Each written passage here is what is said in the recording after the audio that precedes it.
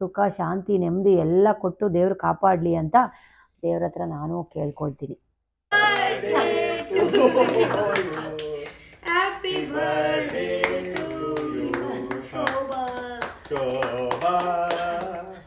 ಈ ಥರ ನಾವು ಯಾವ ಥರ ಸ್ಟೈಲ್ ಬೇಕಾದ್ರೂ ಮಾಡ್ಬೋದು. ಇದನ್ನು ಹಾಕ್ಕೊಂಡು ನೋಡಿ, ಈ ಥರ ಹಾಕ್ಕೊಂಡು ಆಮೇಲೆ ನಾನಿಲ್ಲಿ ಒಂದು ಪಿನ್ ಹಾಕ್ಕೊಂಡಿದ್ದೆ. ಸೊ ಈ ಥರ ಸೆರಗು ಥರ ಕಾಣಿಸತ್ತೆ ಅಂತ ಈ ಥರ ಇದೆ. ಚೆನ್ನಾಗಿದೆಯಾ? ಓಕೆ, ನಮಸ್ಕಾರ ಎಲ್ಲರಿಗೂ. ಹೇಗಿದ್ದೀರಾ ಫ್ರೆಂಡ್ಸ್? ಐ ಥಿಂಕ್ ಎಲ್ಲರೂ ಚೆನ್ನಾಗಿದ್ದೀರಾ ಅಂತ ಅಂದ್ಕೊಂಡಿದ್ದೀನಿ. Welcome back to our channel Shubha Suddi Kannada log. ಮೊದಲಿಗೆ ನಿಮ್ಮೆಲ್ಲರಿಗೂ ಹೊಸ ವರ್ಷದ ಶುಭಾಶಯಗಳು.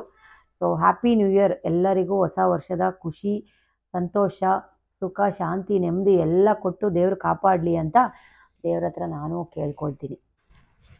ಹೊಸ ವರ್ಷಕ್ಕೆ 2 ವೀಕ್ಸ್ ಆದಮೇಲೆ ಮತ್ತೆ ಹೊಸ ಎಕ್ಸೈಟ್ಮೆಂಟ್ ಜೊತೆಗೆ ಬಂದಿದ್ದೀನಿ. ತುಂಬ ಜನ ಮೆಸೇಜ್ ಮಾಡಿದ್ರಿ, ಯಾಕೆ ತುಂಬ ಜನ ಡಿ ಎಮ್ ಮಾಡಿದ್ರಿ, ಯಾಕೆ ಲಾಗ್ಸ್ ಬರ್ತಾ ಇಲ್ಲ, ಏನಾಯಿತು, ಹುಷಾರಿಲ್ವಾ?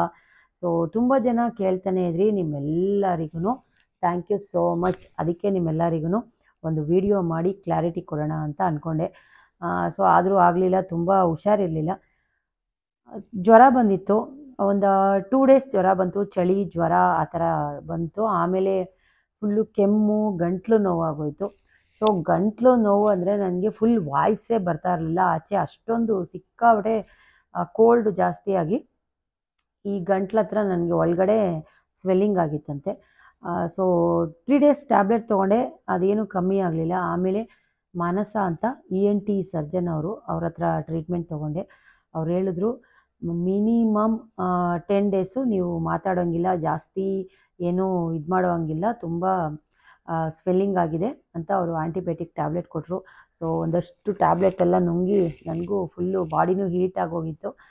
ಸೊ ಅದೇ ಆಮೇಲೆ ಶೀತ ಜಾಸ್ತಿ ಏನೂ ಕೋಲ್ಡು ತಿನ್ನೋಂಗಿಲ್ಲ. ಆಮೇಲೆ ಒಂದಷ್ಟು ಫುಡ್ಡದೆಲ್ಲ ರಿಸ್ಟ್ರಿಕ್ಟ್ ಮಾಡಿದರು, ಈ ಥರ ಅಂತ. ಅದೆಲ್ಲ ಮುಗೀತು. ಈಗಲೂ ಸ್ವಲ್ಪ ನನಗೆ ವಾಯ್ಸು ಕ್ರ್ಯಾಕ್ ಇದೆ. ನನ್ನ ಫ್ರೆಂಡು ನಿನ್ನೆ ಫೋನ್ ಮಾಡಿದಾಗ ಹೇಳ್ತಾ ಇದ್ಲು, ಇನ್ನೂ ಅಷ್ಟೊಂದು ಕ್ಲಾರಿಟಿ ಬಂದಿಲ್ಲ ಕಣೆ, ಜಾಸ್ತಿ ಮಾತಾಡಬೇಡ ಅಂತ. ಆಮೇಲೆ ಸೊ ನನ್ನ ಹಸ್ಬೆಂಡು ಮಾತಾಡೋಕ್ಕೆ ಬಿಡ್ತಾರಲ್ಲ. ಯಾರಾದ್ರು ನನ್ನ ಫ್ರೆಂಡ್ಸ್ ಅಂತೂ ಫೋನ್ ಮಾಡಿದ್ರೆ ಒಳ್ಳೆ ಕಾಮಿಡಿ ಆಗಿತ್ತು. ಯಾರಾದರೂ ಫೋನ್ ಮಾಡಿದ್ರೆ ಅವರೇ ಫೋನ್ ಎತ್ಕೊಳ್ತಾಯಿದ್ರು. ಫೋನ್ ಎತ್ಕೊಂಡು ಹಲೋ, ಸರಿ ಆಯಿತು, ಇನ್ನೊಂದು ವಾರ ಫೋನ್ ಮಾಡಿಬಿಡಿ, ಅವಳಿಗೆ ಹುಷಾರಿಲ್ಲ ಅಂತ ಹೇಳ್ತಾಯಿದ್ರು. ಸೊ ಎಲ್ಲ ನಗ್ತಾಯಿದ್ರು ನನ್ನ ಫ್ರೆಂಡ್ಸು. ಸೆಕ್ಯೂರಿಟಿ ಥರ ಕಾಯ್ತಾ ಇದ್ದಾರಲ್ಲೇ, ಫೋನಲ್ಲೂ ಮಾತಾಡೋಕ್ಕೆ ಬಿಡ್ತಾಯಿಲ್ಲ ನಿನ್ನ ಅಂತ. ತುಂಬ ಹುಷಾರಿರಲಿಲ್ಲ, ಹಂಗಾಗಿ ಸೊ ಇದು ಆಯಿತು. ಈ 2 ವೀಕ್ಸಲ್ಲಿ ಏನೇನೆಲ್ಲ ಆಯಿತು ಅದರದ್ದೊಂದಷ್ಟು. ಆಮೇಲೆ ಇದೇ ಟೈಮಲ್ಲಿ ನನ್ನ ಬರ್ತಡೇ ಬಂತು. ಸೊ ಡಿಸೆಂಬರ್ 24ಗೆ ನನ್ನ ಬರ್ತಡೇ ಲಾಗ್ಸ್ದು ಒಂದಷ್ಟು ಕ್ಲಿಪ್ಪಿಂಗ್ಸ್ ತೊಗೊಂಡಿದ್ದೀನಿ. ಬಟ್ ನನಗೆ ಮಾತಾಡೋಕ್ಕಾಗ್ತಾಯಿರಲಿಲ್ಲ. ಏನೋ ಬೇಡ ಅಂತ ಡಿಸೈಡ್ ಮಾಡಿ ಕೇಕೆಲ್ಲ ಕಟ್ ಮಾಡೋದೇನೋ ಬೇಡ ಅಂತ ಅಂದ್ಕೊಂಡಿದ್ದೆ. ಬಟ್ ಮಕ್ಕಳು ಬಿಡಬೇಕಲ್ಲ. ಯಾವಾಗಲೂ ನಮ್ಮ ಬರ್ತಡೇಗೆಲ್ಲ ಏನಾದರೂ ಸ್ಪೆಷಲ್ ಮಾಡ್ತೀರಾ, ನಮ್ಮ ಬರ್ತಡೇಗೆಲ್ಲ ಕೇಕ್ ಕಟ್ ಮಾಡಿಸ್ತೀರಾ, ನಿಮ್ಮ ಬರ್ತಡೇಗೆ ಮಾಡಬೇಕಲ್ಲ ಮಮ್ಮಿ ಅಂತ ಮಕ್ಕಳು ಸಖತ್ ಆಟ ಮಾಡಿದ್ರು. ಸೊ ಹಾಗಾಗಿ ಒಂದು ಸಣ್ಣ ಕೇಕ್ ತಂದು ನಾವು 4 ಜನ ಸುಮ್ಮನೆ ಹಾಗೆ ಕೇಕ್ ಕಟ್ ಮಾಡಿದ್ವಿ. ಸೊ ಅದೊಂದಷ್ಟು ಕ್ಲಿಪ್ಪಿಂಗ್ಸ್ ತೊಗೊಂಡಿದ್ದೀನಿ, ಅದು ಏನು ಅಂತ ನಿಮ್ಮ ಜೊತೆ ಶೇರ್ ಮಾಡ್ತೀನಿ. ಇದು ನನ್ನ ಬರ್ತಡೇ ದಿನ. ಸೊ ಅವತ್ತು ಬ್ಲ್ಯಾಕ್ ಆ್ಯಂಡ್ ವೈಟ್ ಡ್ರೆಸ್ನ ಹಾಕ್ಕೊಂಡಿದ್ದೆ. ಇಲ್ಲೇ ಒಂದು ಲೋಕಲ್ ಶಾಪಲ್ಲಿ ತೊಗೊಂಡಿದ್ದೆ, ತುಂಬಾ ಚೆನ್ನಾಗಿತ್ತು. ಮಕ್ಳಿಗೋಸ್ಕರ ಒಂದು ಚಿಕ್ಕ ಕೇಕ್ ತೊಗೊಬಂದು ನಾವು 4 ಜನ ಕಟ್ ಮಾಡಿದ್ವಿ. ಸೊ ಅವ್ರಿಗೋಸ್ಕರ ಅಂದ್ಕೊಂಡು ರೆಡಿಯಾಗಿ ನಾನು ಕೇಕ್ ಕಟ್ ಮಾಡಿದೆ. ತುಂಬ ಗಂಟ್ಲು ನೋವೆಲ್ಲ ಇತ್ತು, ಆದ್ರೂ ಪಾಪ ಮಕ್ಳಿಗೂ ಯಾಕೆ ಡಿಸಪಾಯಿಂಟ್ ಮಾಡಬೇಕು ಅಂತ ಒಂದು ಕೇಕ್ ತೊಗೊಬಂದು. ಇನ್ನೊಂದು ಕಾಮಿಡಿ ಏನಪ್ಪ ಅಂದರೆ, ತಂದಿರೋ ಕ್ಯಾಂಡಲ್ಲು ನಾವು ಎಷ್ಟು ಹಚ್ಚಿದ್ರೂ ಹಚ್ಚುತ್ತಾನೇ ಇಲ್ಲ. ಆ ಬೆಂಕಿ ಕಡ್ಡಿನ ಅದರೊಳಗಡೆ ಹಾಕಿದ್ರೂ ಆ ಕ್ಯಾಂಡಲ್ ಹಚ್ಚಲೇ ಇಲ್ಲ. ಒಂದು ಕಾಮಿಡಿ ಸಖತ್ ನಗ್ತಾ ಇದ್ವಿ ಅದನ್ನು ನೋಡಿ. ಕೊನೆಗೂ ಹಚ್ಕೊಳ್ಳಿಲ್ಲ ಕ್ಯಾಂಡಲ್ಲು. ಸೊ ಅದಕ್ಕೆ ಮಕ್ಕಳೆಲ್ಲ ನಗ್ತಾ ಇದ್ರು. ಆಮೇಲೆ ಒಂದು ಅಬ್ಸರ್ವ್ ಮಾಡ್ಬೋದು, ನಾವು 4 ಜನ ಒಂದೇ ಥರ ಡ್ರೆಸ್ನ ಹಾಕ್ಕೊಳ್ಳೋದಕ್ಕೆ ಟ್ರೈ ಮಾಡ್ತೀವಿ. ಯಾರದೇ ಬರ್ತಡೇ ಇರಲಿ, ನಮ್ಮ 4 ಜನದಲ್ಲಿ ಯಾರದೇ ಬರ್ತಡೇ ಆಗಲಿ, ಮಕ್ಕಳದಾಗಲಿ, ಹಸ್ಬೆಂಡ್ದಾಗಲಿ, ಇಲ್ಲ ನಮ್ಮದು ಆ್ಯನಿವರ್ಸರಿ ಆಗಲಿ, ಕಲರ್ ಒಂದೇ ಹೊಸದೇನು ಪರ್ಚೇಸ್ ಮಾಡೋಕ್ಕೆ ಹೋಗಲ್ಲ. ಯಾವುದಿದೆ ಅದಕ್ಕೆ ಕಲರ್ ಮ್ಯಾಚ್ ಮಾಡಿ, ಸೊ ಒಂದೇ ಥರ ಆಲ್ಮೋಸ್ಟ್ ಸಿಮಿಲರಾಗಿ ಒಂದೇ ಥರ ಬರೋ ಥರ ಹಾಕ್ಕೊಳ್ತೀವಿ. ಮಕ್ಕಳಿಗೆ ವೈಟು, ಆಲ್ಮೋಸ್ಟ್ ಎಲ್ಲರ ಹತ್ರ ಬ್ಲ್ಯಾಕ್ ಪ್ಯಾಂಟ್ ಅಂತೂ ಇದ್ದೇ ಇರುತ್ತೆ. ಹಾಗಾಗಿ ವೈಟು ಟೀ ಶರ್ಟು, ವೈಟು ಶರ್ಟ್ನ ಹಾಕಿ ಅವ್ರಿಗೂ ಮ್ಯಾಚ್ ಮಾಡಿಸೋದಕ್ಕೆ ಟ್ರೈ ಮಾಡಿದ್ದೀನಿ. ಕೇಕ್ನ ತಿನ್ನಿಸ್ತಾ ಇರಲಿಲ್ಲ, ಹಂಗೆ ಸುಮ್ಮನೆ ನೆಕ್ಕಿಸ್ತಾ ಇದ್ರು. ಸೊ ತಿನ್ನೋಂಗಿಲ್ಲ ನೀನು, ತಿನ್ನೋಂಗಿಲ್ಲ ಅಂತ ಒಂದು ಚೂರು ಅಷ್ಟೇ ಕೊಟ್ಟರು. ಅದು ಪೇಸ್ಟ್ರಿ ಕೇಕ್ ಆಗಿರೋದ್ರಿಂದ ಡಾಕ್ಟ್ರು ಬೇರೆ ಏನೋ ತಿನ್ನಬೇಡಿ ಅಂತ ಬೇರೆ ಅಡ್ವೈಸ್ ಮಾಡಿದ್ರಲ್ಲ, ಅವರವರೇ ತಿಂತಾಯಿದ್ರು. ಸೊ ಅವರೇ ತೊಗೊಳೋದು ಅವರೇ ತಿನ್ನೋದು ಕಾಮಿಡಿ ಆಗಿತ್ತು. ಅಟ್ಲೀಸ್ಟು ಹುಷಾರಿಲ್ಲ ಅಂದಾಗ ನಿಜವಾಗ್ಲೂ ಮಕ್ಕಳು ಹಸ್ಬೆಂಡ್ ಆಗಲಿ ಒಬ್ರಿಗೆ ಹುಷಾರಿಲ್ಲ ಅಂದ್ರೂ ಸಖತ್ ಬೇಜಾರಾಗುತ್ತೆ. ಬೇಜಾರನ್ನ ಹೋಗ್ಲಾಡ್ಸೋದಕ್ಕೆ ಟ್ರೈ ಮಾಡ್ತಾರೆ.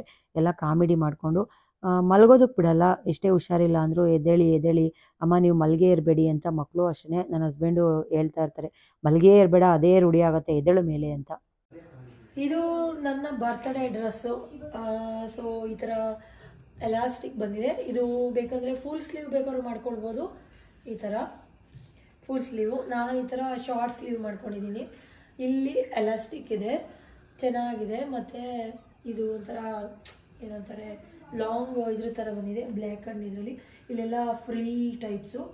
ಇದಕ್ಕೆ ಒಂದು ಇನ್ನೊಂದು ಏನಪ್ಪ ಅಂದರೆ ಇದಕ್ಕೆ ಒಂದು ವಾಚ್ನ ಕೊಟ್ಟಿದ್ದಾರೆ, ತುಂಬ ಚೆನ್ನಾಗಿದೆ. ಮತ್ತು ಕಾಲರ್ ನೆಕ್ಕು ನನಗೆ ಪರ್ಸ್ನಲಿ ತುಂಬಾ ಇಷ್ಟ ಆಯಿತು. ನನಗೆ ಈ ಥರ ಕಾಲರ್ದು ಇದೇನೋ. ಇವತ್ತು ಮನೆಯಲ್ಲಿ ಏನೂ ಅಡುಗೆ ಮಾಡೋಕ್ಕೆ ಬಿಡಲಿಲ್ಲ, ನನ್ನ ಬರ್ತಡೇ ಅಂತ ಮಕ್ಕಳು. ಸೊ ಅಮ್ಮ ಯಾವಾಗಲೂ ನೀವೇ ಬರ್ತಡೇಗೆ ಏನಾದರೂ ನಮ್ಮ ಬರ್ತಡೇಗಳಿಗೆಲ್ಲ ಅಡುಗೆ ಮಾಡ್ತಾ ಇರ್ತೀರಾ, ಸೊ ಇವತ್ತು ಆಚೆ ಹೋಗೋಣ ಅಮ್ಮ, ಆಚೆ ಏನಾದರೂ ತಿನ್ಕೊಬರೋಣ ಅಂತ ಇಬ್ರಿಗೂ ಫೋರ್ಸ್ ಮಾಡಿದ್ರು. ಹಾಗಾಗಿ ಹೊರಟ್ವಿ. ಇಲ್ಲೇ ಒಂದು ರೆಸ್ಟೋರೆಂಟಿಗೆ ಹೋಗಿದ್ವಿ. ರೋಟಿ ಮತ್ತು ಮಶ್ರೂಮ್ ಕರಿನ ತೊಗೊಂಡಿದ್ವಿ. ಆ್ಯಕ್ಚುಲಿ ನನ್ನ ಹಸ್ಬೆಂಡಿಗೆ ಆಚೆ ಕಡೆ ಫುಡ್ ಅಂದ್ರೇ ಇಷ್ಟ ಆಗಲ್ಲ. ಮನೇಲೇ ಏನಾದರೂ ಮಾಡು, ಸ್ವೀಟ್ ಮಾಡು, ಏನಾದರೂ ಮಾಡು ಅಂತ ಇರ್ತಾರೆ. ಮಕ್ಕಳು ಅವ್ರು ಆಸೆ ಪಡ್ತಾರೆ.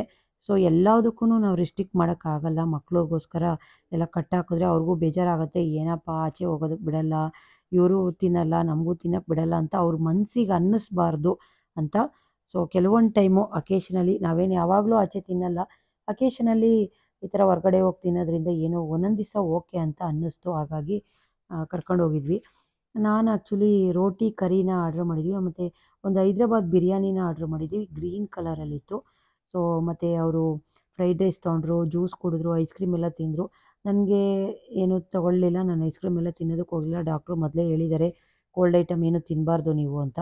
ಸೊ ಹಾಗಾಗಿ ನಾನೇನು ತೊಗೊಳ್ಳಿಲ್ಲ. ಮಕ್ಳಿಗೆ ಏನು ಬೇಕೋ ಅವ್ರು ತಿಂದ್ಕೊಂಡು ಖುಷಿ ಪಡಿಸ್ಕೊಂಡು ಕರ್ಕೊಂಡು ಬಂದ್ವಿ. ಕೆಲವೊಂದು ಟೈಮು ಇಷ್ಟ ಇಲ್ಲ ಅಂದ್ರೂ ಮಾಡಬೇಕಾಗತ್ತೆ ಮಕ್ಳಿಗೋಸ್ಕರ. ಸೊ ನಾವೆಲ್ಲದಕ್ಕೂ ರಿಸ್ಟ್ರಿಕ್ಟ್ ಮಾಡೋಕ್ಕಾಗಲ್ಲ. ಹಾಗಾಗಿ ಹೋಗಿದ್ವಿ. ಫುಡ್ಡೆಲ್ಲ ಓಕೆ ಚೆನ್ನಾಗಿತ್ತು. ತಿಂದ್ಕೊಂಡು ಮನೆ ಕಡೆ ಹೊರಟ್ವಿ. ಸೊ ಇದು ಬರ್ತ್ಡೇ ಲಾಗ್ ಆಗಿತ್ತು. ಇದೆಲ್ಲದೂ ಬರ್ತ್ಡೇ ಕ್ಲಿಪ್ಪಿಂಗ್ಸ್, ಬರ್ತ್ಡೇ ದಿನದ ಲಾಗು. ಇದು ನನ್ನ ಹೊಸ ಡ್ರೆಸ್ಸು. ಆ್ಯಕ್ಚುಲಿ ಇದು ಸ್ಯಾರಿ ಥರ ಕಾಣಿಸ್ತಾ ಇದೆ ನಿಮಗೆ. ನಾನು ಇದನ್ನು ಫುಲ್ ತೋರಿಸ್ತೀನಿ. ಇದು ಡಿಸೈನರ್ ಡ್ರೆಸ್ಸು, ತುಂಬ ಚೆನ್ನಾಗಿದೆ. ಇದು ಸ್ಯಾರಿ ಥರ ಇದೆ, ಬಟ್ ಸ್ಯಾರಿ ಅಲ್ಲ, ಇದು ಡ್ರೆಸ್ನ ತೊಗೊಂಡಿದ್ದೀನಿ. ರೆಡ್ ಮತ್ತು ಸ್ಕಿನ್ ಕಲರು. ಸೊ ಆ ಥರ ಸ್ವಲ್ಪ ಕಾಂಬಿನೇಷನಲ್ಲಿದೆ, ತುಂಬ ಚೆನ್ನಾಗಿದೆ. ಇದನ್ನು ಇಲ್ಲೇ ಒಂದು ಶಾಪಲ್ಲಿ ಭೈರವೇಶ್ವರ ಕಲೆಕ್ಷನ್ಸ್ ಅಂತ ಇದೆ ನಮ್ಮ ಇದರಲ್ಲೇ, ಅಲ್ಲಿ ನಾನು ಶಾಪ್ ಮಾಡಿದ್ದು. ಇದೇನು ಆನ್ಲೈನಲ್ಲಿ ತೊಗೊಂಡಿದ್ದಲ್ಲ. ಚೆನ್ನಾಗಿದೆ, ಹೊಸ ವರ್ಷಕ್ಕೆ ಅಂತ ತೊಗೊಂಡೆ. ತುಂಬ ಚೆನ್ನಾಗಿದೆ ಇದು. ಇದ್ರದ್ದು ತೋರಿಸ್ತೀನಿ ಯಾವ ಥರ ಇದೆ ಅಂತ. ಹೊಸ ವರ್ಷದ ನನ್ನ ಮೊದಲನೇ ದಿನದ ಡ್ರೆಸ್ ಇದು. ಹೊಸ ವರ್ಷದ ಹೊಸ ಡ್ರೆಸ್ಸು. ಇದು ಡಿಸೈನರ್ ಡ್ರೆಸ್ ಅಂತ ನಾನು ಆವಾಗಲೇ ಹೇಳಿದ್ದೀನಿ. ಈ ಥರ ಇದೆ, ನೀ ಲೆಂತ್ ತನಕ ಇದೆ. ಸೊ ನೋಡಿ ಇಷ್ಟಿದೆ.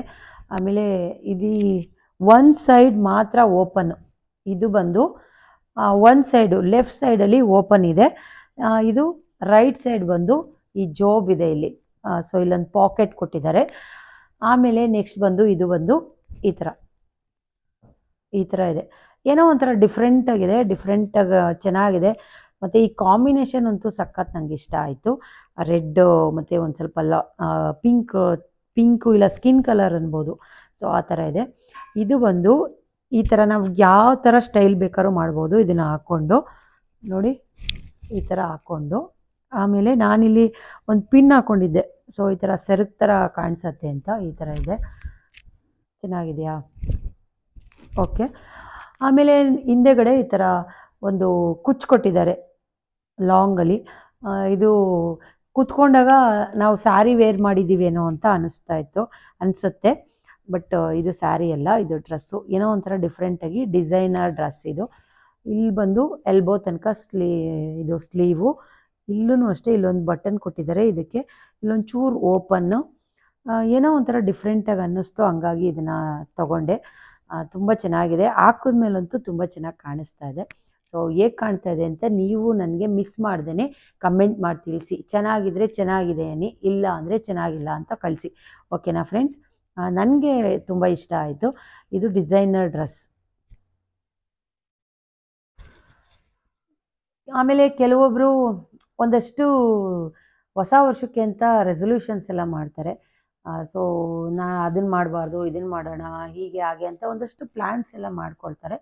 ಬಟ್ ನಾನು ಯಾವುದು ರೆಸೊಲ್ಯೂಷನ್ಸ್ ಅಂತ ನಾನು ಯಾವುದು ಮಾಡೋಕ್ಕೋಗಲ್ಲ, ಯಾವ ವರ್ಷವೂ ಮಾಡಿಲ್ಲ. ಯಾಕೆ ಮಾಡಲ್ಲ ಅಂತ ಅದನ್ನು ಹೇಳ್ತೀನಿ. ಒಂದಷ್ಟು ನಾವೇನೋ ಡ್ರೀಮ್ಸ್ ಇಟ್ಕೊಂಡಿರ್ತೀವಿ, ಈ ವರ್ಷ ಅದನ್ನು ಫುಲ್ಫಿಲ್ ಮಾಡಬೇಕು, ಈ ವರ್ಷ ಆಗಿರಬೇಕು, ಹೀಗಿರಬೇಕು ಅಂತ. ಅದ್ರ ಇಯರ್ ಎಂಡಲ್ಲಿ ನಮ್ಮ ಕೈಯಲ್ಲಿ ಮಾಡೋಕ್ಕಾಗಿಲ್ಲ ಅಂದಾಗ ಒಂದು ಥಾಟ್ ಬರುತ್ತೆ ನಮಗೆ. ಸೊ ಇದು ಮಾಡೋಕ್ಕಾಗಲಿಲ್ವಲ್ಲ, ಹಾಗೆ ಹೀಗೆ ಅಂತ ನಮ್ಮ ತಲೆ ಒಳಗೆ ಇಲ್ಲದೆ ಇರೋ ಯೋಚನೆಗಳೆಲ್ಲ ಸ್ಟಾರ್ಟ್ ಆಗೋಗುತ್ತೆ. ಸೊ ಅದ್ರ ಬಗ್ಗೆ ತಲೆ ಕೆಡಿಸ್ಕೊಳ್ಳೋದಕ್ಕಿಂತ ಈಸಿ ಗೋ ಆನ್ ಥರ, ಸೊ ಯಾವ ಥರ ಬರುತ್ತೆ ಲೈಫ್ನ ಆಗ ಈಸಿಯಾಗಿ ತೊಗೊಂಡು ಹೋಗ್ತಾ ಇರಬೇಕು ಅನ್ನೋದು ನನ್ನ ಒಪಿನಿಯನು. ಸೊ ಹಾಗಾಗಿ ನಾನು ಯಾವುದು ರೆಸೊಲ್ಯೂಷನ್ಸ್ ಎಲ್ಲ ಏನೂ ಮಾಡ್ಕೊಳಕ್ಕೆ ಹೋಗಿಲ್ಲ.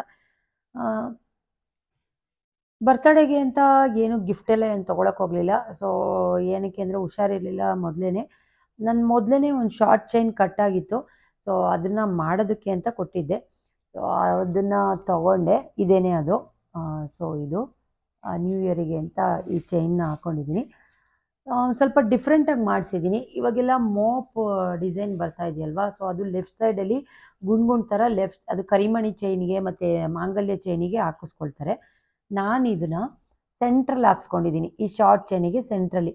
ಇದು ರೊಟೇಟ್ ಆಗೋದಿಲ್ಲ, ಗುಂಡು ರೊಟೇಟ್ ಆಗೋಲ್ಲ, ಬೇಗ ಕಟ್ಟಾಗ್ಬಿಡುತ್ತೆ ರೊಟೇಟ್ ಆದರೆ ಅಂತ. ಈ ಥರ ಇದೆ. ಸೊ ನಾನು ಹತ್ರದಿಂದ ತೋರಿಸ್ತೀನಿ. ಇದೊಂದು ಶಾರ್ಟ್ ಚೈನ್ನ ತೊಗೊಂಡೆ. ಇದೇ ನನ್ನ ಗಿಫ್ಟ್ ಅಂತ ನಾನೇ ಅಂದ್ಕೊಂಡೆ. ಸೊ ನನಗೇನು ಈ ಸರ್ಪ್ರೈಸಾಗೆಲ್ಲ ಏನು ಗಿಫ್ಟ್ ಕೊಡೋದಕ್ಕೆ ನನ್ನ ಹಸ್ಬೆಂಡಿಗೆ ಈ ಸರ್ಪ್ರೈಸ್ ಎಲ್ಲ ಕೊಡೋಕ್ಕೆ ಬರಲ್ಲ ಅವರಿಗೆ. ನಾನು ಎಷ್ಟೊಂದು ಸತಿ ಕೇಳ್ತಾ ಇರ್ತೀನಿ, ಸರ್ಪ್ರೈಸಾಗಿ ಏನಾದ್ರು ಗಿಫ್ಟ್ ಕೊಡಿ. ಸೊ ಎಲ್ಲರೂ ಅಯ್ಯೋ ಇದು ಸರ್ಪ್ರೈಸಾಗಿ ತಂದಿದ್ದೀನಿ ತಗೊಳ್ಳಿ ಅಂತ ಕೊಡ್ತಾರಲ್ಲ, ಆ ಥರ ನೀವು ಏನಾದ್ರು ಕೊಡಿ ಅಂತ ಬಾಯಿ ಬಿಟ್ಟೆ ಕೇಳ್ತೀನಿ.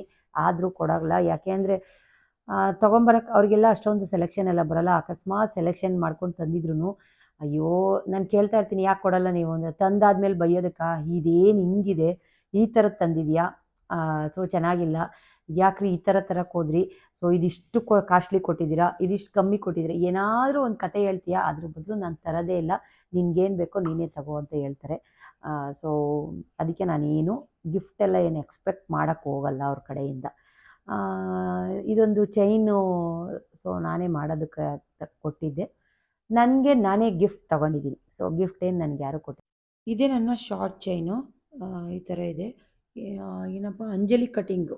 ಸೊ ಅಂಜಲಿ ಕಟಿಂಗ್ ಅಂತಾರೆ. ಇದು ತುಂಬ ದಿನ ಬಾಳಿಕೆ ಬರುತ್ತೆ. ಗಟ್ಟಿ ಚೈನು. ಸೆಂಟ್ರಲ್ಲಿ ಈ ಥರ ಗುಂಡಿಗೂ ಡಿಸೈನ್ ಬಂದಿದೆ. ಅದು ರೊಟೇಟ್ ಆಗೋದಿಲ್ಲ. ಈ ಥರ ಇದೆ ಚೈನು. ಇದು ಬಂದು 12 ಗ್ರಾಮ್ ಇದೆ. ನನ್ನ ಮೊದಲು ಇದ್ದಿದ್ದು 10 ಗ್ರಾಮ್ ಇತ್ತು. ಇದಕ್ಕೆ ಸ್ವಲ್ಪ 2 ಗ್ರಾಮ್ ಎಕ್ಸ್ಟ್ರಾ ಹಾಕ್ಸಿ ಇವಾಗ 12 ಗ್ರಾಮ್ ಮಾಡಿಸಿದ್ದೀನಿ.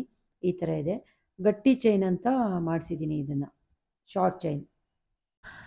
ಇನ್ಮೇಲೆ ನನ್ನ ಚಾನಲಲ್ಲಿ ಸ್ವಲ್ಪ ಜೋಶ್ ಇರಲಿ ಅಂತ, ಸೊ ಯಾವಾಗಲೂ ಖುಷಿಯಾಗಿರಿ, ನಗ್ತಾ ಇರಿ, ಖುಷಿಯಾಗಿ ಲಾಗ್ನ ಮಾಡಬೇಕು ಅಂತ ಅಂದ್ಕೊಂಡಿದ್ದೀನಿ. ಪ್ರತಿದಿನ ಲಾಗ್ಸ್ ಬರುತ್ತೆ. ಮಿನಿ ಲಾಗ್ಸ್ನ ಪ್ರತಿದಿನ ಮಾಡ್ತಾಯಿದ್ದೀನಿ. ಅದನ್ನು ಕೂಡ ಸಪೋರ್ಟ್ ಮಾಡಿ. ಈ ಲಾಗ್ ನಿಮ್ಗೆಲ್ಲರಿಗೂ ಇಷ್ಟ ಆಯಿತು ಅಂತ ಅಂದ್ಕೊಂಡಿದ್ದೀನಿ. ಸೊ ಇಷ್ಟ ಆಗಿದರೆ ನೆಕ್ಸ್ಟ್ ಲಾಗ್ನ ನೋಡೋದನ್ನ ಮರಿಬೇಡಿ. ಸೊ ಮತ್ತೆ ಸಿಗ್ತೀನಿ. ಅಲ್ಲಿ ತನಕ ಮತ್ತೊಮ್ಮೆ ನಿಮ್ಮೆಲ್ಲರಿಗೂ ಹೊಸ ವರ್ಷದ ಶುಭಾಶಯಗಳನ್ನ ಹೇಳ್ತಾ, ವರ್ಷ ಪೂರ್ತಿ ಖುಷಿಯಿಂದ ಇರಿ ಅಂತ ಕೇಳ್ಕೊಳ್ತಾ ದೇವ್ರ ಹತ್ರ ಈ ಲಾಗ್ನ ಎಂಡ್ ಮಾಡ್ತಾ ಇದ್ದೀನಿ. ನಮಸ್ಕಾರ. Love you all. Thank you so much friends. Love you all.